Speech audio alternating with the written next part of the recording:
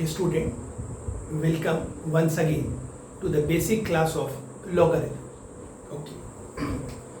अब last time मैंने आपके लिए लिखा था y इक्वल टू 2 का पावर x. मैं बोल रहा हूँ 2 और लिख रहा हूँ a. मतलब ये तो समझ गए कि ये एक एक्सपोनेंशियल फंक्शन है.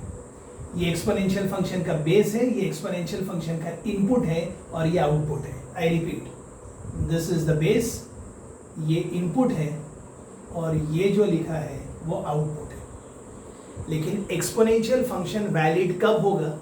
जब उसका बेस पॉजिटिव हो. ओके, मतलब उसका बेस पॉजिटिव, मतलब नेगेटिव नहीं होगा, पॉजिटिव होगा, जीरो के राइट में, और साथ में वो 1 नहीं होगा. कहने का मतलब बेस क्या क्या हो सकता है? अगर बेस का नाम a है तो बेस क्या क्या हो सकता है? बेस हो सकता है 0 ओपन से 1 ओपन, मतलब 0 के राइट से लेके 1 के लेफ्ट तक, या फिर मतलब यूनियन. इसके अलावा 1 के आगे इंफिनिटी. मतलब अगर मेरे पास कोई भी एक्सपोनेंशियल फंक्शन है तो उसका जो बेस है, जिसको मैंने नाम दिया है a, वो पॉजिटिव रहेगा. पॉजिटिव रहेगा मतलब 0 के राइट में रहेगा, लेकिन 1 नहीं रहेगा. तो बेस क्या क्या हो सकता है? 0 और 1 के बीच में कोई भी नंबर, या फिर 1 से इनफाइनाइट के बीच में कोई भी नंबर. हमारा आज का क्लास भी इसी लेवल पर डील कर रहा है कि जो हमारा बेस है वो 1 और इन्फिनिटी के बीच में है. तभी तो मैंने उसको 2 कहा था. बहुत जल्द हम बेस को 0 से 1 भी लेंगे, पर आज भी हम बेस को 1 से बड़ा ही ले रहे हैं. ओके, फिर हमने क्या किया था? ये y इक्वल टू a के पावर x में a को अपने मन में 1 से बड़ा मान लिया. और 1 से बड़ा मतलब 2, 3, 4, 5 जो आपको चाहिए वो मान लीजिए. और फिर हमने क्या किया था? फिर हमने ये किया था, एक x एक्सिस बनाई, एक y एक्सिस बनाई, और फिर हमने y इक्वल टू a के पावर x का ग्राफ प्लॉट किया था. आई होप आपको याद है. ओके, और अगर आपको याद है तो वो ग्राफ कुछ इस तरीके से आया था, जिसको मैंने खुद आपसे कहा था अलग अलग नंबर्स ले लीजिए. x को 0 ले लीजिए और a को अपने मन में 2 मान लीजिए. तो ये लिखा है 2 का पावर 0, मतलब इनपुट देंगे 0 तो आउटपुट आएगा 1. इनपुट देंगे 1 तो आउटपुट आएगा 2 का पावर 1 मतलब 2. 2 देंगे तो 4 और 3 देंगे तो 2 का पावर 3 मतलब 8. जब -1 देंगे, आई होप समझ रहा है, तो 2 का पावर -1, एंड 2 का पावर -1 इज 1/2, एंड 1/2 मतलब 1 का आधा. फिर -2 देंगे तो 2 का पावर -2 मतलब 1/4, मतलब 1/2 का आधा. मतलब आप समझ गए, जैसे जैसे आप लेफ्ट में जा रहे हैं x एक्सिस में, नंबर हाफ हो रहा है. इसका मतलब जब आप ऑलमोस्ट -इन्फिनिटी पे पहुंच जाएंगे, -इन्फिनिटी पे x पहुंच जाएगा, तो y ऑलमोस्ट 0 हो जाएगा. ऑलमोस्ट 0 मतलब 0 से जस्ट ऊपर. वैसे ये कोई पॉइंट नहीं है, पर समझाने के लिए बता रहे हैं कि ये कुछ ऐसा है. मतलब -इन्फिनिटी इनपुट देंगे तो आउटपुट 0 से ऊपर मिलेगा. ऑफ कोर्स ये इंटरवल नहीं है, ये कोऑर्डिनेट्स है, मतलब -इन्फिनिटी पे 0 मिलेगा. ओके, एंड ऑब्वियसली +इन्फिनिटी पे +इन्फिनिटी मिलेगा. फिर हमने एक्सपोनेंशियल फंक्शन की डोमेन लिखी, और डोमेन क्या लिखी वो आपको सब याद होनी चाहिए. डोमेन लिखी थी x बिलोंग्स टू r, मतलब एक्सपोनेंशियल फंक्शन को आप कोई भी इनपुट दे सकते हैं. और फिर हमने इसकी लिखी थी रेंज, और रेंज आप ग्राफिकली आंखों से देख सकते हैं. रेंज मतलब y. तो इसका y कहां से कहां तक मिल रहा है? ये मिल रहा है x एक्सिस के जस्ट ऊपर, और जो चीज x एक्सिस के जस्ट ऊपर है, मतलब जो y है वो ऑलमोस्ट 0 है. तो ये वही तो लिखा है, y ऑलमोस्ट 0 है, और 0 से लेके इन्फिनिटी. मतलब डोमेन ऑल रियल है, -इन्फिनिटी से +इन्फिनिटी. कौन? x. और y क्या है? 0 से इन्फिनिटी. ये हो गया एक्सपोनेंशियल फंक्शन का दोबारा से बेसिक पढ़ाना. लेकिन हम इस एक्सपोनेंशियल फंक्शन में जो बेस मान रहे हैं वो आज भी 1 से बड़ा मान रहे हैं. आप अपने मन में उसको 2 मान लीजिए. डन. ये हो गया सर. फिर अब मुझे इस फंक्शन का इनवर्स फंक्शन पढ़ना है, जो कि लॉगरिथमिक फंक्शन होगा. और उसका ग्राफ कैसे बनेगा? ये जो मैं बना रहा हूं ये लॉग का ग्राफ नहीं है, इसका तो नाम है मिरर ऑन द वॉल. अरे ये तो मिरर है. मिरर का मतलब है ये लाइन है y इक्वल टू x, मतलब कोई भी इनवर्स फंक्शन होगा तो ये फंक्शन है तो इसका इनवर्स फंक्शन क्या होगा, इस फंक्शन की शैडो मतलब इसका साया होगा about the line y equal to x। और वहां पर क्या होगा, यहां पे जो मैं फंक्शन बनाऊंगा उसकी डोमेन ये होगी, ये जो रेंज लिखी है वो उसकी डोमेन होगी और उसकी जो रेंज है वो इसकी डोमेन है। तो आज हमने लाल कलर से जो फंक्शन बना दिया उसका नाम है, लाल कलर से लिख देते हैं y is equal to a का पावर x, और ये उसकी डोमेन है और ये उसकी रेंज है। लेकिन अब मुझे बनाना है ब्लू कलर से लॉग फंक्शन। अब क्या है, इनपुट 0 दिया तो आउटपुट 1 मिला, तो आप समझ गए y इक्वल टू एक्स के अबाउट मिरर इमेज क्या होगा, x y बन जाएगा और y x बन जाएगा।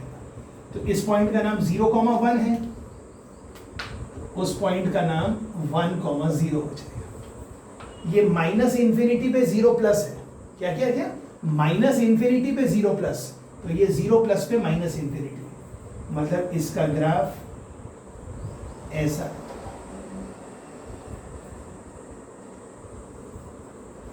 पर आप तो बोले थे सर ब्लू कलर से बनाएंगे, ओके तो ब्लू कलर से बना देते हैं भाई,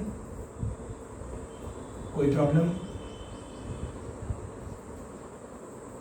मतलब जो रेड कलर में बना है वो एक्सपोनेंशियल फंक्शन है और ये जो ब्लू कलर में बना है y is equal to log x base a, ये इसका इनवर्स फंक्शन है। इसका इनवर्स ये है और इसका इनवर्स ये है, मतलब ये दोनों फंक्शन एक दूसरे के इनवर्स है।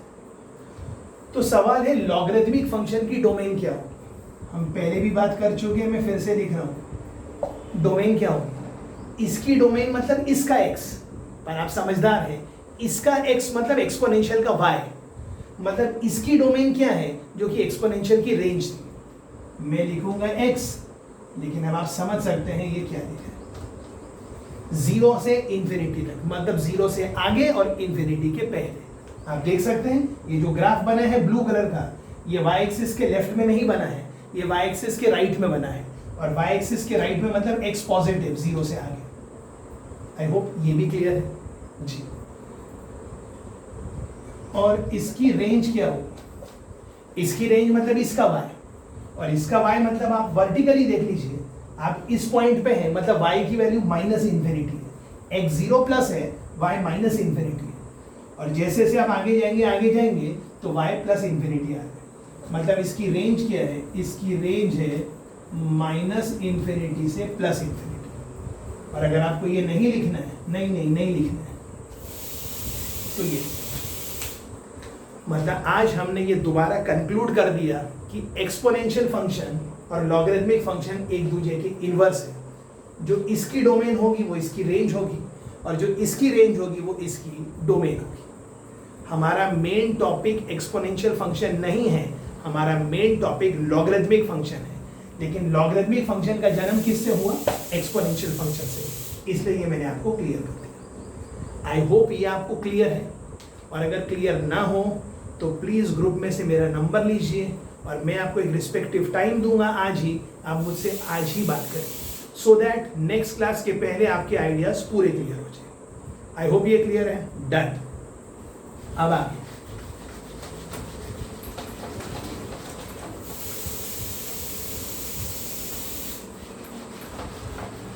आगे ये है, मतलब मैं आज के बाद अगर कभी लिखूं y is equal to log x base a, तो सवाल है y equal to log x base a। पहली बात, ये ट्रू कब होगा, मतलब ये सच कब होगा, ये सच तब होगा जब दो कंडीशन सच होगी।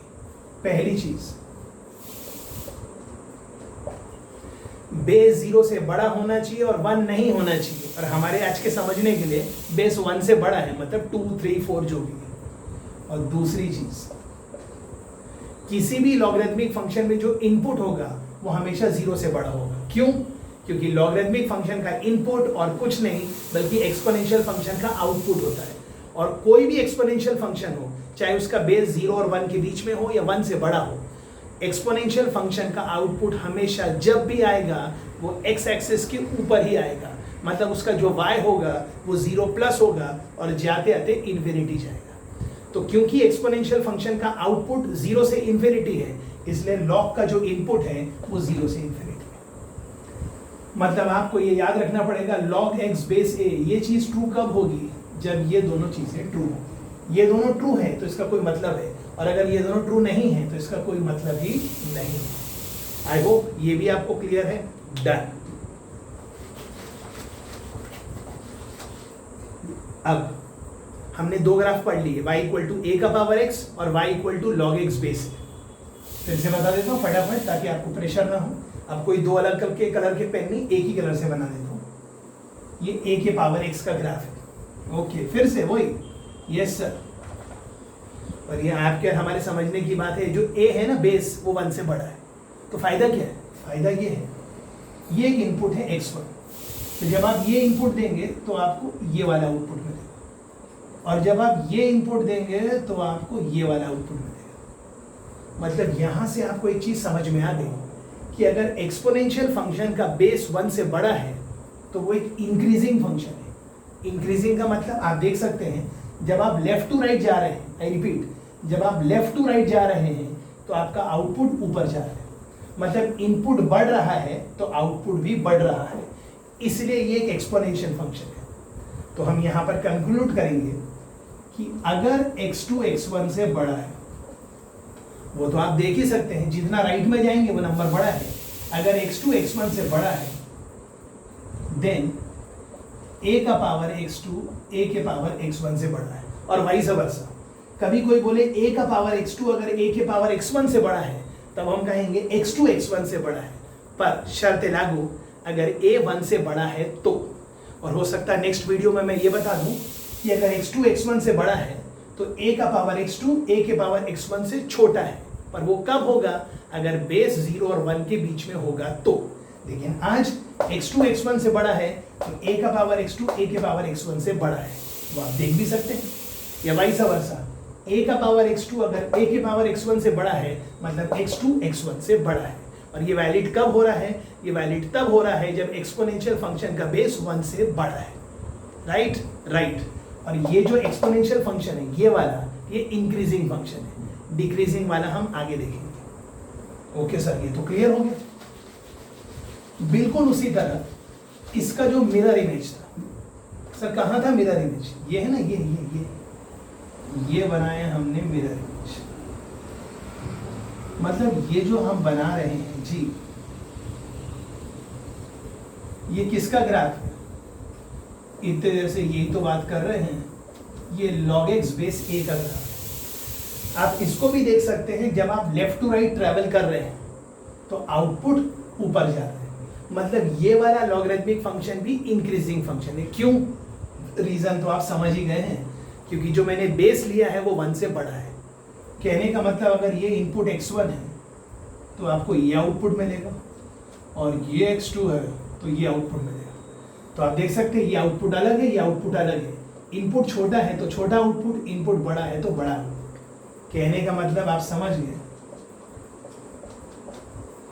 If x2 is greater than x1, मतलब x2 x1 से बड़ा है, देन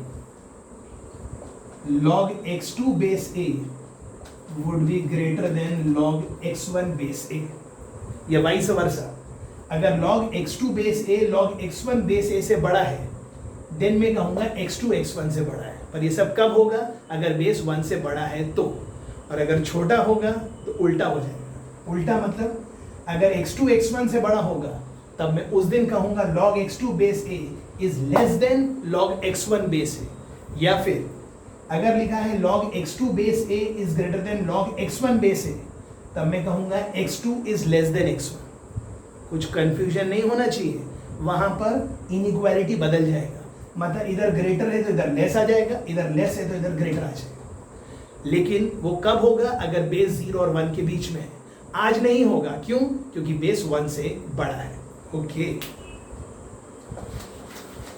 तो आई होप यहां तक आपका लॉग का बेस बिल्कुल क्लियर हो। अब आपको याद होगा पिछले बार हम कुछ पढ़ रहे थे फंडामेंटल लॉज ऑफ लॉगरिथम, जो कि शायद आपने नोट्स भी बना लिए होंगे। क्या लिखा था? Fundamental laws of logarithm. मुझे लिखने की जरूरत नहीं, आप समझ गए मैं क्या बोल रहा हूं। Fundamental laws of logarithm. फटाफट सर, फास्ट बोलिए। Okay, fast. पहला पता क्या था, m plus n is mn, मतलब मैं समझा नहीं सर, अरे लास्ट टाइम पढ़ाया था ना, log m base a plus log n base a is log mn base a।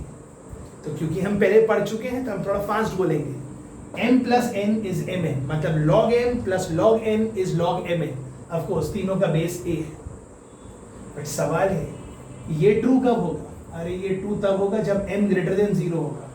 ये ट्रू कब होगा, जब a ग्रेटर देन 0 होगा और 1 नहीं होगा। ये ट्रू कब होगा, जब n ग्रेटर देन 0 होगा, a greater than 0 not equal to 1, और जब m पॉजिटिव n पॉजिटिव तो m इंटू n तो पॉजिटिव हो गई होगा।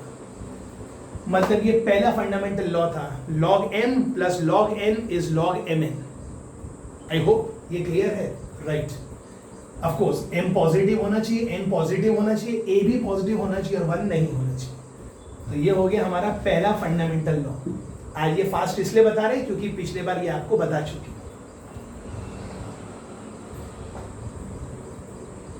Second law, log m base a minus log n base a। आप समझदार हैं, आप समझ जाएंगे क्या लिखा है।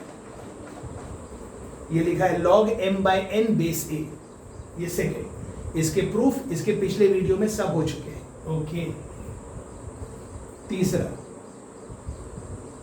log a बेस a, अब ये तो आपको पहले पढ़ा चुके हैं। log a बेस a क्या होगा, 1। क्यों, क्योंकि a का पावर क्या चढ़ाऊं कि a आ जाए, ऑब्वियसली a का पावर 1 चढ़ाऊंगा तभी तो a आएंगे।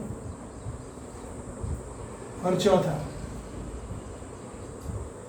यहाँ a लिखा है, यहाँ 1 बाय a लिखा है, या फिर वाइस वर्सा, इससे कोई फर्क नहीं पड़ता, यहाँ 1 बाय a लिखा है और यहाँ a लिखा है, दोनों ही सही है। अभी के लिए वही लिख देता हूं जो लास्ट टाइम लिखा था।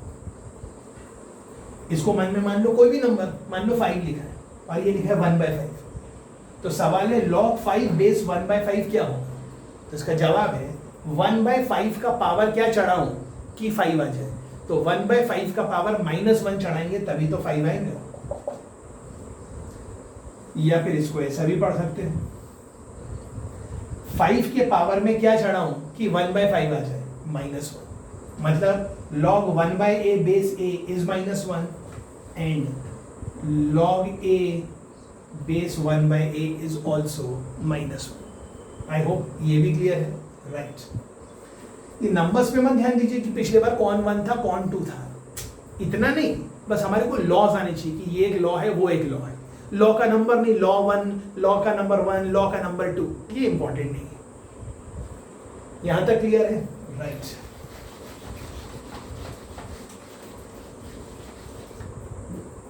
वन टू थ्री फोर हो गए, ठीक है। अब फिफ्थ देखिए, ये भी लास्ट टाइम पढ़ चुके थे। ये लिखा था log m का पावर n बेस a, मतलब हम log किसका ले रहे हैं, अरे भैया log इसका ले रहे हैं। तो सवाल है ये ट्रू कब होगा, log में कोई भी चीज लिखी है ट्रू कब होगी, ये ट्रू तब होगी जब ये जो लिखा है, ये जो भी लिखा है ये ग्रेटर देन 0 होना चाहिए, और ये जो भी लिखा है वो ग्रेटर देन 0 होना चाहिए और 1 नहीं होना चाहिए, तो ये डिफाइंड है, वरना ये डिफाइंड ही नहीं है, ओके।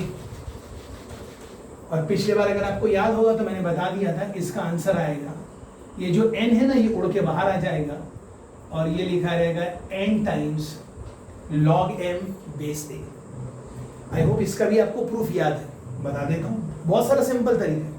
एक सबसे आसान तरीका, मैं इसको 8 मान लेता हूँ, इसको 2 मान लेता हूँ, और फिर कोई आपसे पूछे कि सर log 8 बेस 2 क्या होगा, तो मुझे लगता है हर अच्छा बच्चा समझता है log 8 बेस 2 मतलब 2 का पावर क्या चढ़ा, ऑब्वियसली 2 का पावर 3 चढ़ाएंगे तभी तो 8 आएगा। ये तो क्लियर है। समझाने का और एक तरीका, बिल्कुल वही लिखा है log m का पावर n बेस a, तो मैंने कहा 3 बाहर आ जाएगा और ये लिखा है log 2 बेस 2, और ये क्या होता है 1, और 1 into 3 क्या होता है 3। ये प्रूफ हो गया। लेकिन थोड़ा मैथमेटिकली प्रूफ करना है तो वो भी लास्ट टाइम बता चुका हूँ, फिर से बता दूँ। तब हमने क्या किया था, हमने log m बेस n को एक कोई भी नंबर मान लिया, तो हमने मान लिया log m बेस n को हमने एक नंबर मान लिया था, क्या नंबर मान लिया, p। तो ये हो गया log m base n is equal to p। या फिर ऐसा भी नहीं, इसको ऐसा ले लेते, कैसे, इसको लिख लो log m बेस a, हाँ ऐसा ले लो, log m बेस a को क्या मान लेते हैं, चलो x मान लेते हैं, ठीक है। तो यहां से क्या होगा, m हो गया a का पावर x, m हो गया a का पावर x, मेरे को तो m का पावर n चाहिए, तो ये लिखा है m का पावर n, तो m का पावर n क्या होगा, a का पावर nx, दोनों तरफ log ले लीजिए, तो मैंने इसका भी log ले लिया बेस a और इसका भी ले लिया log बेस a। अब यहां मैं पूछूंगा a का पावर क्या चढ़ाऊं कि आंसर a का पावर nx आ जाए, तो आप समझदार हैं, a का पावर nx चढ़ाओगे तभी तो आंसर a का पावर nx आएगा। मतलब ये जो लेफ्ट में लिखा है वो लिखा है log m power n base a is nx, और आपने x किसको माना था, आपने x को माना था, तो यहां से x को हटाइए और इसको यहां पे चिपका दीजिए, हेंस प्रूव्ड। आई होप ये भी क्लियर है, ओके। यहां तक हम लास्ट टाइम भी पढ़ चुके हैं, ये जो मैंने आपको करवाया आज अभी तक सिर्फ रीकैप था, अब असली लॉ अब शुरू हो रहा है, and this is the 6th law. और इस लॉ को हमेशा एक नाम से हमेशा याद रखेंगे, इसका नाम है base changing theorem. Of course law है पर इसका नाम है बेस चेंजिंग थ्योरम। अब कैसे, अब अगर कभी यहां लिखा है लॉग, क्या लिखा है sir, log m base a। I hope ये लिखना तो आप सीख गए, log उसके स्ट्रेट लाइन पे m base a। Now this could be written as, ध्यान से देखिए मैं क्या लिखा, न्यूमरेटर में लिखा log m, न्यूमरेटर में लिखा log a, मतलब log m log a, और दोनों का बेस कोई भी मान लीजिए b। ऑफ कोर्स जो b है वो greater than 0 not equal to 1 जी। ऑफ कोर्स यहाँ पे जो a है वो greater than 0 not equal to 1। Of course यहाँ पे जो m है वो ग्रेटर देन 0 जी। ये प्रूफ कर, राइट सर। तो प्रूफ करने के दो तरीके हैं, पहले मैथमेटिकल कर लेते हैं फिर शॉर्टकट कर लेंगे, ओके। मैथमेटिकल करने के लिए हमने log m बेस a को x माना, ठीक है। तो m क्या हो गया, m हो गया a का पावर x। अब m हो गया a का पावर x, मैंने कहा दोनों तरफ log ले लीजिए, तो ये m है, आपने इसका log ले लिया, ये a का पावर x से आपने इसका log लिया, और log का बेस क्या लो, जानबूझ के b को, क्यों, क्योंकि मुझे आखिर में log बेस b चाहिए, ओके। अब ये लिखा log m base b is log a का power x base b, okay. और ये हम लास्ट टाइम पढ़ चुके हैं, अगर लिखा है किसी चीज का log समथिंग का पावर समथिंग, तो समथिंग उड़ के बाहर आ जाएगा, ओके। तो ये एज इट इज मैं लिख रहा हूं, ये लिख रहा हूं log m बेस b, ये और इसके बदले क्या लिखूंगा, यहाँ x उड़ के बाहर आ जाएगा और यहाँ लिखा रहेगा जी, आप समझ गए यहाँ क्या लिखा है, यहाँ लिखा रहेगा log a बेस b, ठीक है सर। अब यहां से कोई पूछे आपसे x क्या होगा, तो जो यहां है वो होगा दिस बाय दिस, मतलब लिखा है log m base b upon log a base b, और x क्या था, x तो ये था, तो नेक्स्ट लाइन पे यहाँ x को हटा दीजिए और यहाँ लिख दीजिए log m base a। Hence proved कि log m base a is log m base b divided by log a base b। I hope ये क्लियर होना चाहिए, बहुत ही बेसिक है, एक एक स्टेप फॉलो करिए, नहीं आए आपको मालूम है क्या करना है जी, ओके।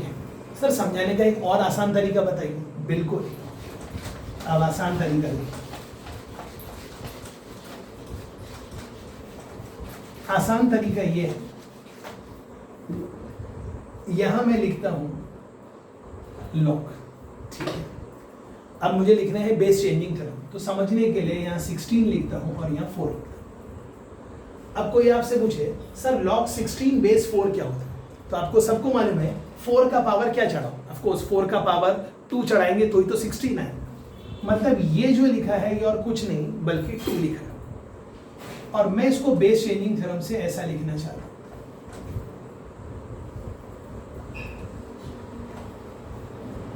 यहां लिखा log 16, यहां लिखा log 4 और बेस लिखा 2। अब यहां क्या होगा, कोई आपसे पूछेगा log 16 बेस 2 क्या होता है, अरे 2 का पावर 4 चढ़ाएंगे तो ही तो 16 आएगा। log 4 बेस 2 क्या होगा, अरे 2 का पावर 2 चढ़ाएंगे तो ही तो 4 आएंगे, and 4/2 is 2। So this is 2, this is 2, मतलब ये 2 है, ये 2 है, मतलब ये दोनों बराबर है, मतलब ये दोनों बराबर है, मतलब ये दोनों बराबर है, मतलब जो मैंने सबसे पहले लिखा वो बिल्कुल बराबर है।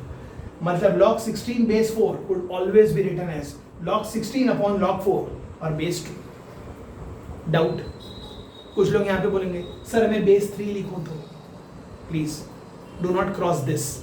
अगर आप 3 लिखेंगे तो फिर कोई आपसे पूछेगा 3 का पावर क्या चढ़ाऊंगा कि 16 आएगा, कुछ निकाल नहीं सकते, क्योंकि 3 का पावर 1 3 है, 3 का पावर 2 9 है, और 3 का पावर 3 27 है। तब आंसर आएगा 2 पॉइंट समथिंग समथिंग, और वो समथिंग समथिंग क्या आएगा, वो नॉर्मल कैलकुलेशन करना पॉसिबल नहीं है, it is going to take very much time. तो हमारे को वो बेस लेना है जिसके नंबर्स के आंसर हम आसानी से निकाल सकें। आई होप समझ में आ रहा है। डन। तो ये बेस चेंजिंग थ्योरम मैं दोबारा लिख देता हूं क्या होता है। अगर ये लिखा है log m बेस a, तो बताओ भाई इसको क्या लिख सकते हैं, इसको लिख सकते हैं ऊपर log m नीचे log a, और बेस जो हमारे मन को चाहिए वो लिख देंगे b। This is called as base changing theorem. ये आगे बहुत बहुत काम आने वाला है। डन। ओके।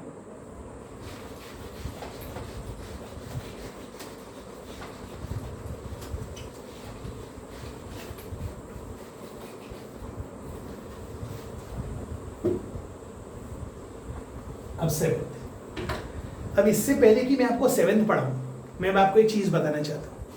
हमने कहा था एक होता है एक्सपोनेंशियल फंक्शन और एक होता है लॉग, और दोनों एक दूसरे के इनवर्स। तो आज के बाद हम ऐसा भी बोल सकते हैं एक्सपोनेंशियल फंक्शन का नाम एंटी लॉग है।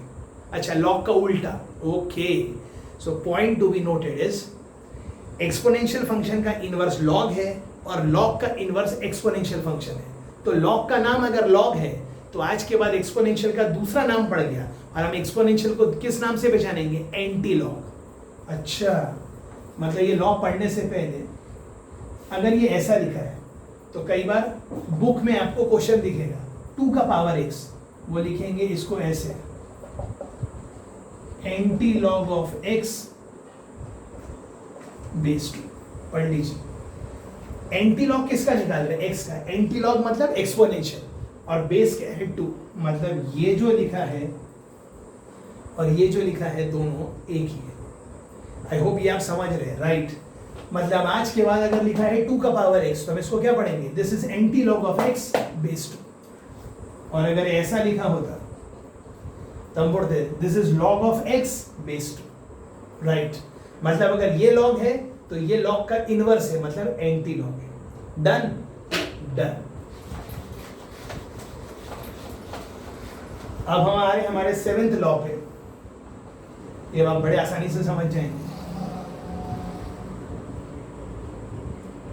अब मैं इसको कैसे रीड करूंगा, मैं इसको रीड करूंगा एंटी लॉग किसका, इसका। एंटी लॉग ये जो भी लिखा है, antilog of something to the base A, और वो समथिंग क्या है, log B base A. I repeat, इसको कैसे रीड करेंगे, this is antilog of. अब इसका कुछ ना कुछ नाम होना चाहिए, तो मन में इसका कोई भी नाम रख लो, पी। मतलब ये लिखा है क्या, antilog of P base A, और पी क्या है, लॉग बी बेस ए। तो शॉर्टकट टेक्निक बताओ, आंसर क्या आएगा, आंसर बी आएगा। कैसे, सबसे पहले आप बी का लॉग लोगे। आई रिपीट, बी का क्या लोगे, लॉग, बेस क्या होगा ए, एक आंसर आएगा, और उस आंसर का एंटी लॉग। अरे वाह, मतलब पहले एक नंबर दिया, उसका पहले लॉग निकाला और उसी का एंटी लॉग निकाल दिया। लॉग का बेस और एंटी लॉग का बेस सेम है, तो ये तो टोटल टाइम वेस्ट है। मतलब आपने क्या किया, एक नंबर बी लिया, उसको बैंक में डिपॉजिट किया, मतलब समझने के लिए लॉग लिया, मतलब बैंक में डिपॉजिट किया, डिपॉजिट हुआ, बैंक से बाहर आए, एटीएम ऑपरेट किया, एंटी लॉग, पैसा वापस जेब। ओहो हो, मतलब पहले बी का लॉग लिया बेस ए, बाहर आते साथ ही अब जो आंसर आया उसका एंटी लॉग लिया। मतलब आज के बाद कभी आपको दिखेगा ए का पावर लॉग बी बेस ए, तो हम क्या करेंगे इसको सर कैंसिल, आंसर बी बाहर। सर प्रूफ करिए, अभी कर दे रहे हैं। ये लिखा 2 का पावर log 8 बेस 2, फटाफट खुद से निकालें, पहले ये कैलकुलेट होगा।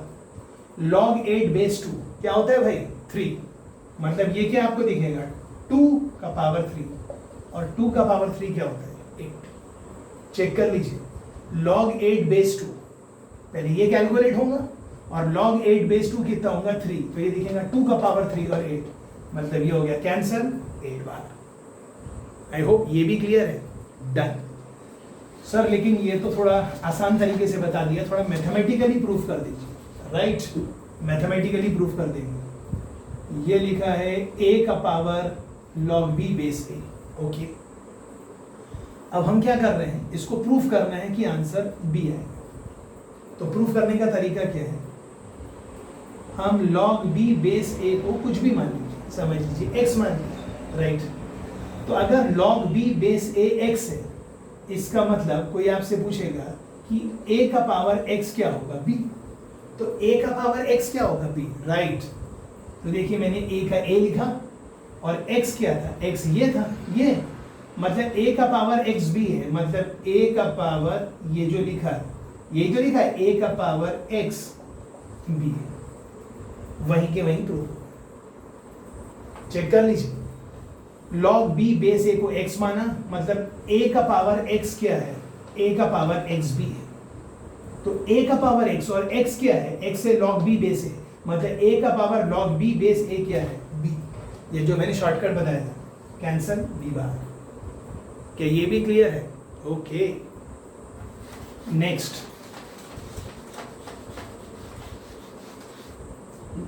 ये बड़ा इंपॉर्टेंट है और ये भी बेस चेंजिंग थ्योरम पे ही आधारित है। ये लिखा log, ओके, ये लिखा m, ये लिखा बेस a, लेकिन log किसका ले रहे, m का नहीं, log ले रहे हैं m के पावर p का,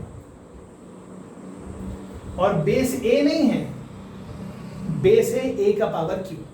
मतलब ये लिखा log और अपने को नहीं समझ रहा, तो मान लो log m का पावर p, m के पावर p का समझ लीजिए नाम है t, तो ये लिखा log t, और a के पावर q का नाम है u, मतलब ये आपको कैसे दिख रहा है log t बेस u, मतलब